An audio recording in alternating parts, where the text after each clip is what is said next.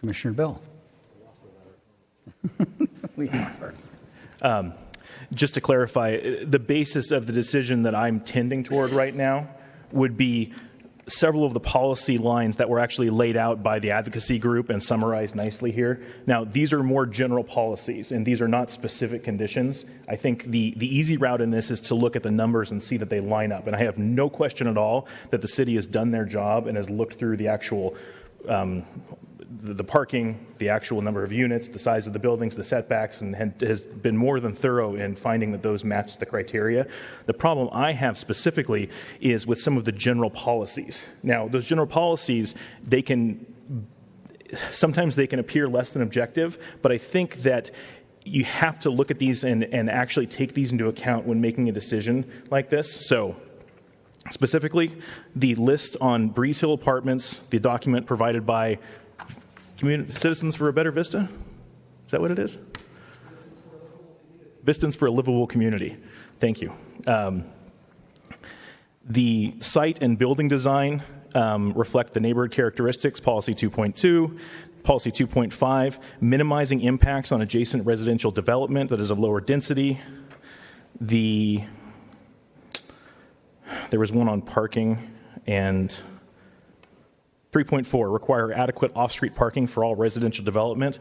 Now, we have codes and standards in place that more clearly define those policies. I understand that, but my issue is that there is evidence that's been presented in the slideshow and by testimony that those codes and policies don't always fit every neighborhood and don't always work. So my decision to actually vote against this in some form or other would be based on those criteria. So how are those resolved, or how are those defined? Well, which way, defined or resolved? You're asking for more specifics on why I'm making that decision? No. It's just who clarifies those points in comparison to the city regs? I don't have that ability. There's no good answer to that. Okay. And I think that's where we lie as the City Planning Commission.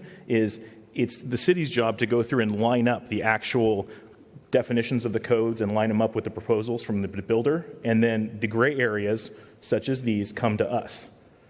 And so my call on this would be that I don't think this lines up.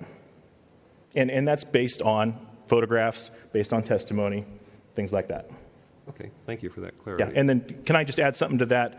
The second half of the code section that I didn't address is there's two requirements here. One, that if we're going to disapprove it, I have to show that it doesn't line up with the policies. And so I believe I've set the groundwork for that. And again, people are going to disagree. I may not be right, but then this is my judgment call on this. The second half of that is that there's no feasible method to satisfactorily mitigate or avoid the impact that I just identified in that first section, other than disapproval or approval and conditions. My take on that is disapproval, simply because there's so many variables here that I don't have the ability, and there's been several design review processes. This has already gone through several forms. So my take on this is that disapproval is the option, that we can't go through and actually revise this. I'm absolutely open to hearing alternatives to that. If someone has a way, and we've already heard some smaller pieces, but to address the actual issues that were shown on the slides and the testimony of the people that lines up within these policies, I would be open to hearing that.